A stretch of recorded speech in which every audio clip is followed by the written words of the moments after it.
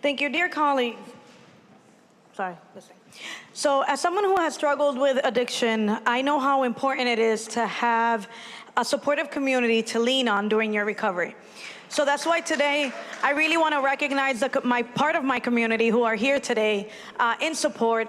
Came to talk to legislators. There are advocates, individuals, family members who are here to talk about their loved ones, the struggles for themselves and their loved ones, and talk to you all in terms of the need for the community and advocacy. I also want to take the time to thank and honor and recognize the hard work and dedication of 4 amazing advocates in our community who have been supporting the people struggling with addiction and who they themselves have personally been impacted by addiction. It is a difficult and often thankless task, but they have been working tirelessly to make a difference in the lives of those who are the most vulnerable in our community.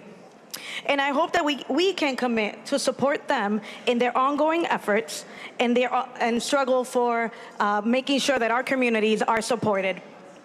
So if you don't mind, please stand when I call your name. And I'm going to just give a little bit of background on everyone, so if you can bear with me. So I would first like to recognize Kathy Schultz for her exceptional leadership as the director of the Governor's Overdose Task Force in the Executive Office of Health and Human Services. Kathy's personal journey of recovery has equipped her with a unique understanding of empathy for the struggles with substance use disorder.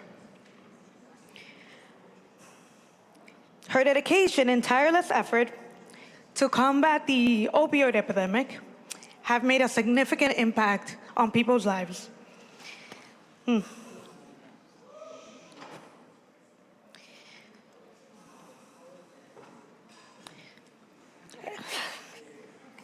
Sorry, folks.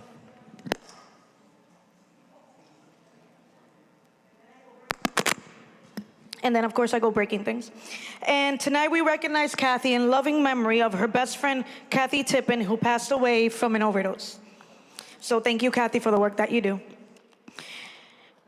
Next, I would like to...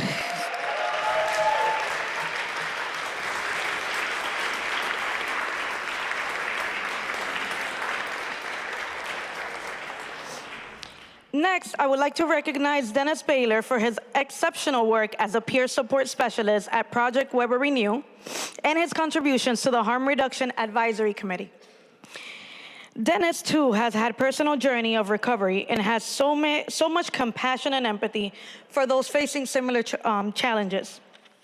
He is not only a passionate advocate for those struggling with substance use, but he is also a source of hope and inspiration for those in recovery. And tonight we recognize Dennis in the loving memory of Richard Smith. So thank you for your work.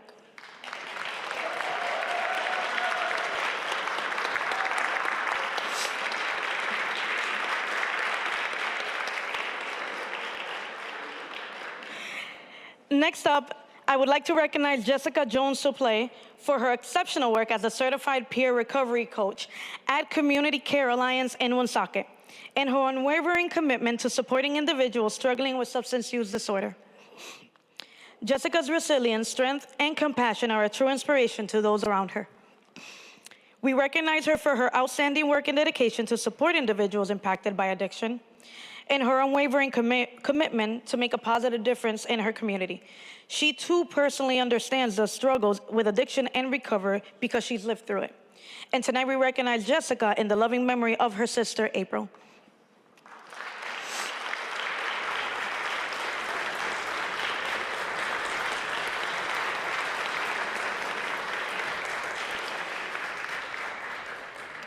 Last but certainly not least, there is someone who I truly admire and has become a very special friend to me that I want to recognize. I want to honor and recognize Haley McKee, who you all know.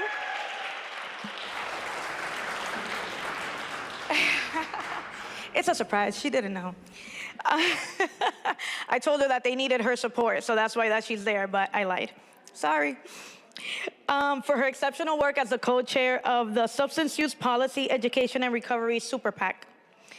You've all had interactions with Haley over the years and have seen her in full action, so you know of her unwavering dedication and leadership that have been instrumental in advancing policies and initiatives that prioritize the health and well-being of individuals impacted by substance use disorder.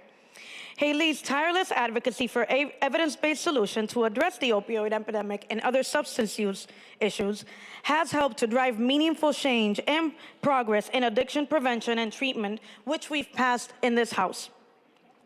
What's even more remarkable is that she is committed to centering the voices of the individuals and families impacted by substance use disorder, ensuring that their experience and perspective are reflected in policy decisions.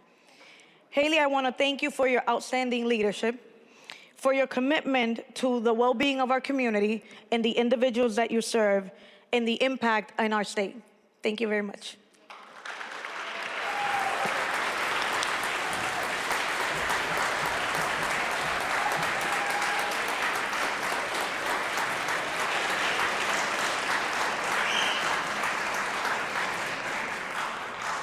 Congratulations to each of you, and thank you for the good work that you're doing out in the community.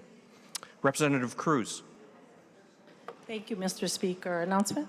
Proceed. I just wanted to echo Representative Felix' word and just underscore and thank the work of Project Vapor Renew, who has opened a drop-in center in my district, in my community in Pawtucket, and witnessed the hope that is brought to our community and the support, and recognize two individuals up in the gallery up there, Ashley Perry and Alexis Morales, who are on the ground.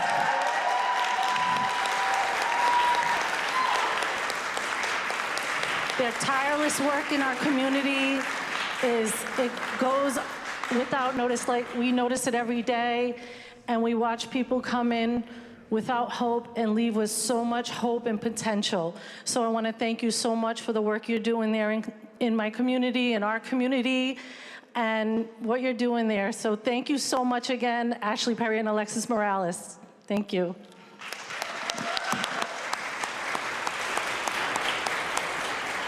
Deputy Speaker Hull. Announcement.